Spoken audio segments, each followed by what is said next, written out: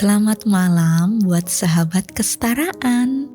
Episode keempat, aku bakalan ngajak sahabat kesetaraan semua untuk merenung tentang perempuan. Podcast teman tidur ini bisa jadi renungan kita bersama dalam rangka dukung perempuan. Sesungguhnya perasaan cinta bersifat naluriah bagi manusia. Tentunya bagi laki-laki dan perempuan. Jatuh cinta merupakan urusan hati yang tiada kemampuan bagi siapapun untuk memilih. Cinta bisa datang dengan sebab apapun. Bisa jatuh cinta karena melihat fisik, cinta pada pandangan pertama. Kalian masuk yang mana nih? Love at first sight, atau jatuh cinta karena tertarik dengan sifatnya yang baik, sifatnya yang humoris, yang lucu, yang tipikal kamu banget lah pokoknya. Atau jatuh cinta karena melihat karakter dari seseorang.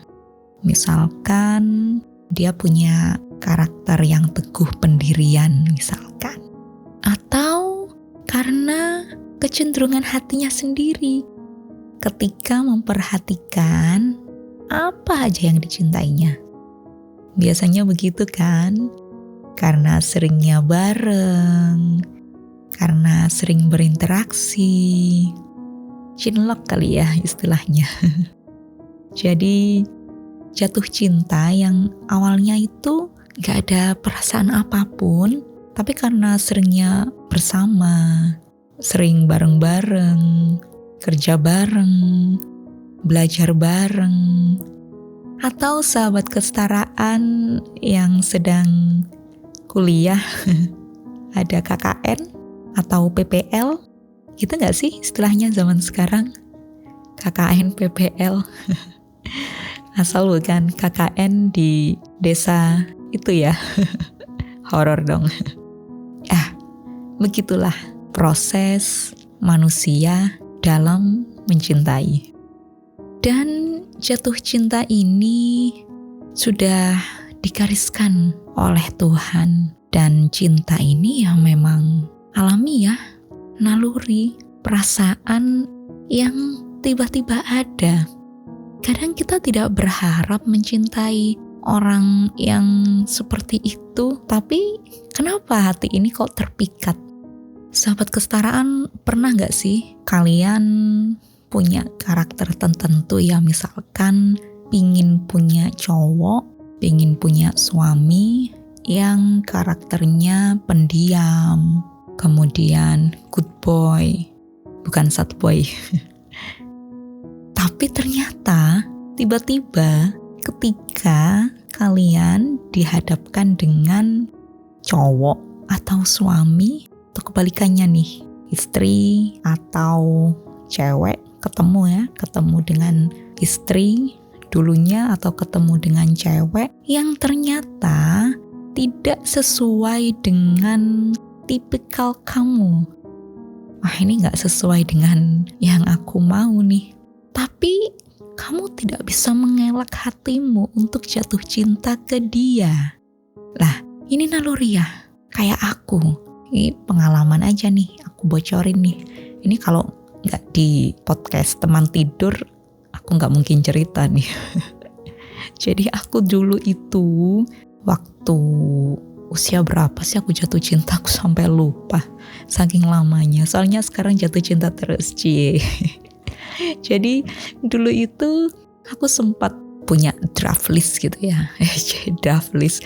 Jadi aku sempat punya keinginan, aku pingin banget punya jodoh yang dia itu baik yang pertama, terus pendiam, terus alim gitu, soleh gitu, yang hafal Quran. Ya, cita-cita gitulah dulu. Tapi betapa banyak circle pertemananku dengan laki-laki yang sesuai dengan yang aku mau. Banyak sekali aku menemui laki-laki yang alim, laki-laki yang sholih, laki-laki yang hafal Quran, kemudian bertemu dengan laki-laki yang baik, yang perhatian, tetapi tidak kunjung juga jatuh cinta. Bahkan sampai aku ikhtiarkan, ini kayaknya boleh juga nih buat calon gitu ya. Tapi tetap aja gak bisa jatuh cinta. Lah, ini yang dinamakan naluriah. Ini adalah hak yang diberikan Allah, hak yang diberikan Tuhan kepada manusia.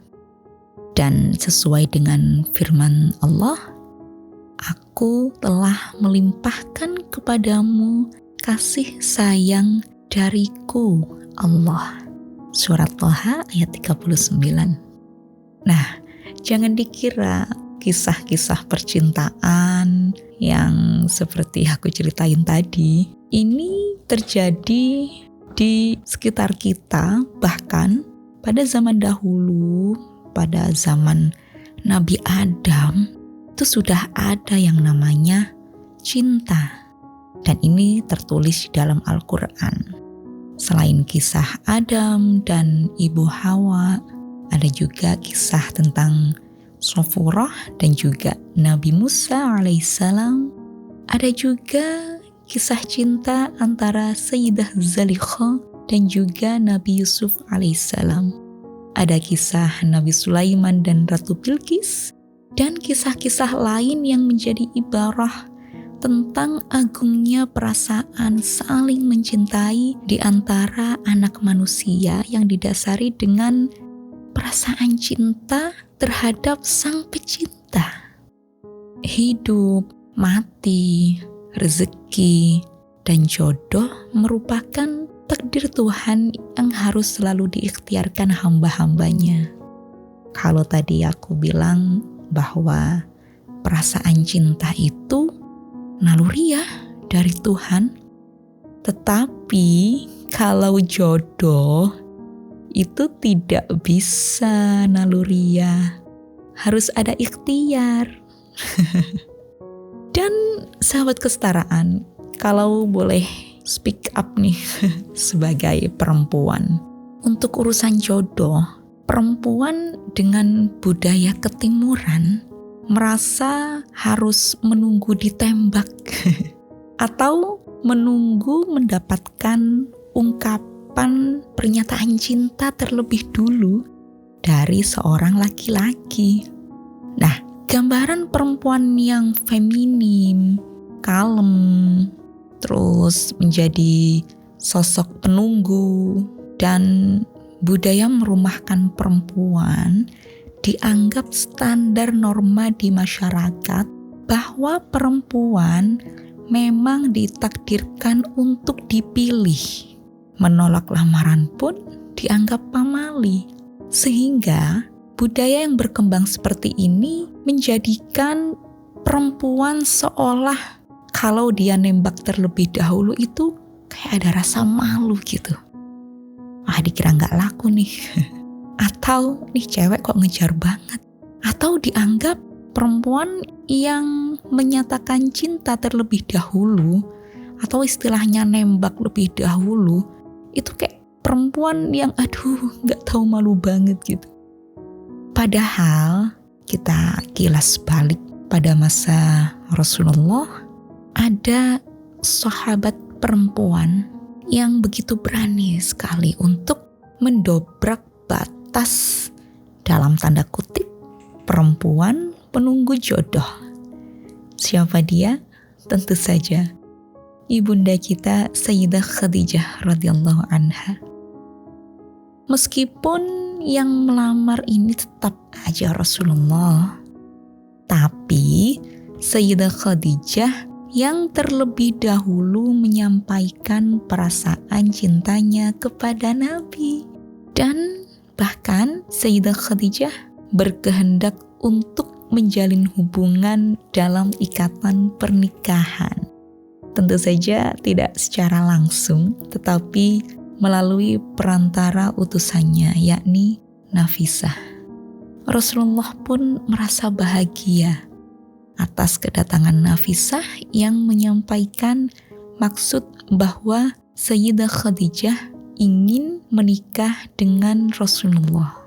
Dan tak tanggung-tanggung nih, Rasulullah melamar dan menikahi Sayyidah Khadijah ini dengan mahar yang cukup fantastis, berupa 4.000 dinar emas, 100 unta yang matanya hitam dan bulunya merah, 10 perhiasan, dan 28 amat. Pasti di antara kita juga berpikir, wah, Rasulullah tajir banget nih, tajir melintir. Padahal dikisahkan Rasulullah itu hidup dalam kesederhanaan. Bahkan beliau juga merasakan kelaparan. Tapi kok bisa ketika menikah Rasulullah memiliki harta sebanyak itu? Maka guru saya pernah menjelaskan bahwa Rasulullah adalah seorang pemuda yang giat bekerja. Jadi harta atau gaji penghasilan dari kerja-kerja Rasulullah tidak langsung diambil. Nah, Rasulullah dulu bekerja dengan pamannya. Kemudian pamandanya menanyakan, Muhammad, ini gajimu, aku serahkan kepadamu. Rasulullah menjawab, jangan diberikan semuanya, paman.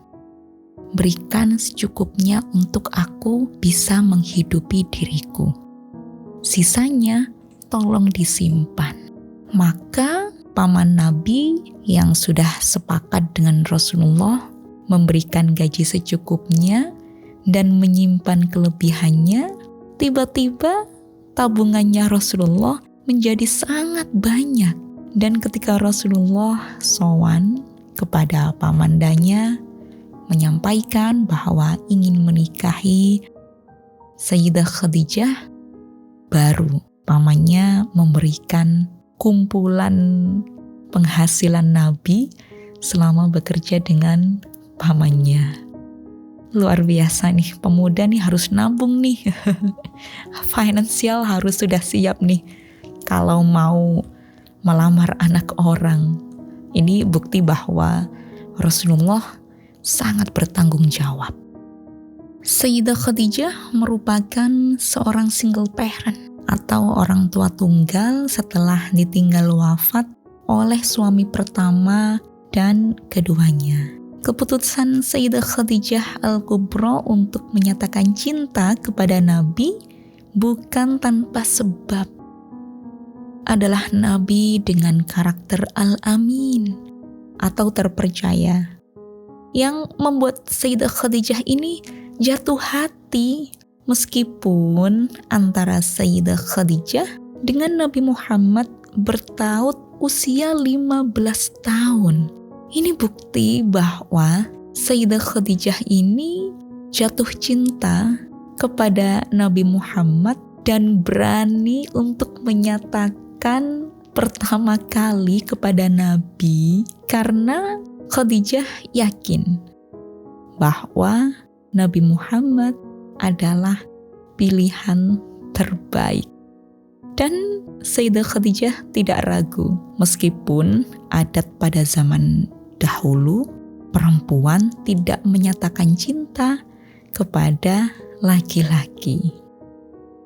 Dijelaskan pula dalam manaqib Sayyidah Khadijah Al-Kubra bahwa ketika Sayyidah Aminah atau ibundanya Nabi melahirkan Nabi Muhammad, Khadijah ini tilik bayi. Jadi Sayyidah Khadijah ini merupakan sahabat bestian sama Sayyidah Aminah dengan ibunda suaminya. Ternyata Sayyidah Khadijah ini merupakan menantu dari bestinya beliau, Sayyidah Aminah. Masya Allah, luar biasa. Ketika Sayyidah Khadijah tilik bayi, apa istilahnya? Sambang gitu ya, mengunjungi sahabatnya yang telah melahirkan, dan kemudian Khadijah menimang Rasulullah, menimang calon suaminya kelak. Dan dalam buayan Khadijah, tiba-tiba Sayyidah Khadijah merasa begitu tentram sekali, begitu terpesona dengan si bayi yang bernama Muhammad. Dia pun bergumam, begitu menyenangkan sekali melihat aura bayi ini. Seandainya saja aku dilahirkan seusianya, pasti aku bisa bermain-main dengannya. Diriwayatkan pula bahwa Sayyidah Khadijah ini pernah bermimpi. Dalam mimpinya matahari turun dan bersinar benderang memasuki rumahnya. Kemudian Sayyidah Khadijah ingin mengetahui takwil mimpi. Ada apakah gerangan maksud dari mimpiku ini? Maka kemudian Sayyidah Khadijah sowan mengunjungi pamannya dan bertanya, "Wahai pamandaku Warokoh, aku bermimpi bahwa matahari turun dan bersinar benderang memasuki rumahku. Apa maksudnya?" Warokoh pun mentakwil bahwa mimpi tersebut bermakna suatu saat kamu akan menikah dengan seorang utusan Allah. Indah sekali. Pada saat itu Sayyidah Khadijah telah tumbuh menjadi perempuan yang tangguh. Pada usia beliau 40 tahun, Sayyidah Khadijah mencari orang kepercayaannya tadi. "Wahai Nafisah, aku sedang mencari orang kepercayaan untuk menjalankan bisnisku. Kira-kira siapa ya yang bisa dipercaya?" Lalu Nafisah menjawab, "Wahai Ibu Khadijah, ada seorang pemuda yang dijuluki Al-Amin. Dia orang yang dapat menjaga amanah." Lalu Sayyidah Khadijah bertanya, "Pemuda yang mana itu?" Nafisah pun menjawab, "Apakah engkau ingat, Ibu Khadijah, bahwa bayi yang dulu kita jenguk dulu putra sahabat kita Aminah? Ia sekarang sudah tumbuh menjadi pemuda dengan julukan Al-Amin." Kemudian Khadijah terharu. Ya Allah, pertemuan yang indah sekali yang sudah diatur sedemikian rupa oleh Allah. Dan pada akhirnya Sayyidah Khadijah menikah dengan Rasulullah dan menjadi istri terkasih Rasulullah. Sebelum pernikahan tiba, Sayyidah Khadijah berkata kepada Rasulullah, "Ya Muhammad, aku melamarmu." Ini menyatakan langsung ini rasa cintanya kepada Nabi. "Ya Muhammad, aku melamarmu, ingin menikah denganmu, bukan karena akhlakmu, bukan karena engkau Al-Amin, bukan karena engkau mulia, melainkan karena aku meyakini engkau adalah Nabi yang diutus Allah, dan aku sedang mencari Allah. Jangan tinggalkan aku, bantu aku bertemu Allah." Lalu Muhammad menjawab, "Wahai Khadijah, andaikan yang engkau katakan benar, bahwa aku Nabi yang diutus Allah, aku berjanji tidak akan ada yang meninggalkanmu ya Khadijah. Dan jika yang engkau katakan tidak benar, maka aku yakin Allah yang engkau cintai tidak akan meninggalkanmu." Maka kita sering mendengar bahwa as-sabiqunal awwalun atau orang yang pertama kali meyakini dan mengimani tentang agama yang dibawa oleh Rasulullah, Khadijah adalah salah satu dari as-sabiqunal awwalun, dari golongan perempuan. Nah, Sayyidah Khadijah ini dikenal sebagai perempuan yang cerdas dalam mengambil peluang, termasuk peluang jodohnya. Sayyidah Khadijah juga dipandang sebagai perempuan dengan kemampuan manajemen finansial yang baik, sehingga mampu menjadi pedagang yang sukses. Sebanyak 3/4 kekayaan di Mekah adalah milik Sayyidah Khadijah. Ia juga masyhur sebagai pengusaha yang memprioritaskan sikap jujur ketika merekrut para karyawan. Terlebih lagi, Sayyidah Khadijah merupakan pengusaha yang memiliki banyak kolega, pasangan yang begitu serasi. Sayyidah Khadijah Al-Kubra dan Sayyidina Muhammad Rasulullah. Sahabat kesetaraan, kisah ini dapat menjadi contoh bahwa perempuan juga berhak untuk menyatakan cinta terlebih dahulu kepada laki-laki. Apalagi jika laki-laki tersebut merupakan sosok yang sholih, alim, dan bertanggung jawab. Betapa banyak orang yang menyesal akibat telah menyembunyikan rasa cintanya. Sedangkan keduanya tidak ada yang berani memulai mengungkapkan perasaannya terlebih dahulu. Maka boleh jika ada seseorang perempuan yang menyatakan cintanya atau meminta tolong diperantarai, atau istilahnya minta dicomblangkan gitu kan.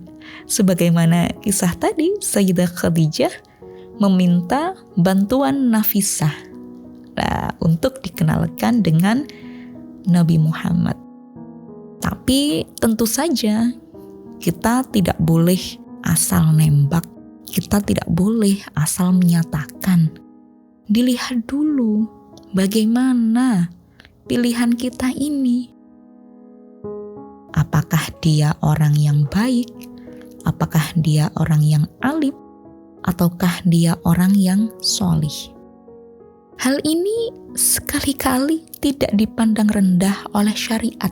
Bahkan keberanian seorang perempuan yang sholihah untuk menyatakan cinta secara ma'ruf kepada laki-laki yang sholih pula, aku ulangi ya, secara ma'ruf kepada laki-laki yang sholih pula, menunjukkan bahwa perempuan tersebut adalah perempuan mulia. Ngomong-ngomong nih sahabat kesetaraan, aku tadi sempat cerita kan, kalau tipikalku itu awalnya yang pendiam gitu kan, kemudian yang hafil, yang alim, yang sholih gitu. Tetapi yang datang sesuai dengan keinginanku, tapi hatiku tak kunjung jatuh cinta kepada mereka. Dan uniknya, aku memiliki pemikiran tentunya terinspirasi dari Sayyidah Khadijah. Mungkin terlalu tinggi, tapi aku tidak dalam menyamakan, tentu saja tidak. Hanya terinspirasi dengan Bunda Khadijah, bahwa perempuan nembak. Maka ketika suatu saat datang seorang laki-laki, dia bukan seorang laki-laki yang pendiam, dia ramai gitu. Kemudian dia humoris, dia alim, dan ternyata hatiku jatuh cinta kepadanya. Hatiku memilih dia. Sekali lagi, sesuatu hal yang aku sukai belum tentu Allah menjatuhkan hatiku kepada mereka. Dan bahkan yang tidak ada dalam prediksiku untuk bertemu dengan laki-laki yang seperti itu, justru hatiku dijatuhkan dalam cinta kepada laki-laki yang seperti itu. Ini sahabat kesetaraan, ada nggak nih yang sama pengalamannya kayak aku? Awalnya nggak suka, misalkan aku nggak suka sama si A, aku nggak suka sama orang yang kerja di kantoran misalkan, tapi ternyata jodohnya orang kantoran. Atau aku nggak suka sama cowok-cowok yang nggak serius, tapi kemudian dia menikah dengan seorang yang humoris. Tidak suka dengan cowok yang terlalu maskulin, atau nggak suka sama cowok yang terlalu metroseksual, tapi ujung-ujungnya juga nikah sama cowok metroseksual. Lah, inilah misteri jodoh. Dan pada saat itu aku tipikal orang yang aku nembak dulu. Jadi sahabat kesetaraan yang tahu suamiku sekarang, itu adalah aku yang menembak dia. Karena aku pikir, wah ini kalau aku gak ngejar, aku gak bakal laku nih. Ya gitu. Apakah sahabat kesetaraan punya pengalaman yang sama kayak aku? Kita ngumpul yuk. Cari temen. Oke, mungkin terlalu jauh ya kalau kita ngobrolin tentang kisah Sayyidah Khadijah dan juga kisah dengan Nabi, atau kisah-kisah yang agung percintaan di dalam Al-Quran antar anak manusia. Aku pernah melihat film Bollywood ya, film India, judulnya Dangal. Bacanya gimana sih? Dangal kalau nggak salah. Dibintangi oleh Amir Khan. Jadi kisah dari Dangal ini, seorang bapak yang profesinya adalah pegulat, kemudian dia menikah, dan setelah menikah dia bercita-cita punya anak laki-laki sehingga meneruskan profesinya sebagai pegulat. Ternyata takdir Tuhan tidak seperti yang ia harapkan. Dia ternyata tidak memiliki anak laki-laki, justru memiliki anak perempuan. Awalnya dia resah. Aduh, gimana nih? Masa anak perempuan diajarin gulat? Tapi tekadnya begitu kuat, dia akhirnya memutuskan untuk mengajari kedua putrinya yang namanya Gita dan yang satunya Babita. Jadi kedua anaknya yang namanya Gita dan juga Babita ini diajari gulat. Bayangin tuh, cewek diajarin gulat. Dan kisah ini diadopsi dari kisah nyata, menceritakan tentang pegulat dari India. Kita tahu sendiri bahwa India masih menganut adat ketimuran tentunya. Dan saat itu istri dari si bapak pegulat ini yang diperankan oleh Amir Khan tidak terima dengan parenting yang diajarkan oleh si suaminya ini. Bagaimana mungkin anak perempuan diajari gulat? Lalu istrinya bilang ketika sedang makan bersama, gitu, istrinya baru speak up, Mahavir, gitu. Namanya Mahavir si Amir Khan ini di perannya. Mahavir, kenapa kamu mengajari anak kita main gulat? Dia kan perempuan. Si Mahavir balik tanya, memang kenapa kalau dia perempuan? Lalu istrinya menjawab, siapa nanti yang mau menikah dengan anak kita? Siapa nanti yang mau punya istri pegulat? Ya, kekhawatiran orang tua. Lalu tahu nggak apa jawaban dari si Mahavir ini, si bapaknya ini? Dia jawabnya, dia tidak dipilih, tetapi dia yang akan memilih. Wah, ini. Jadi aku ketika lihat film itu kayak, wah, aku banget nih. Jadi itulah teman-teman. Ternyata banyak sekali kisah-kisah perempuan yang nembak duluan daripada harus menunggu laki-laki. Kalau laki-lakinya baik, agamanya baik, kemudian ilmunya ada, kemudian hartanya juga ada, kenapa tidak kalau kita nembak dulu? Ini sah secara syariat. Mungkin budaya tidak, tetapi kita harus berani daripada kita menyesal nantinya. Oke, sekian podcast kali ini.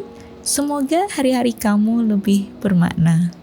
Selamat tidur dan semoga mimpi indah.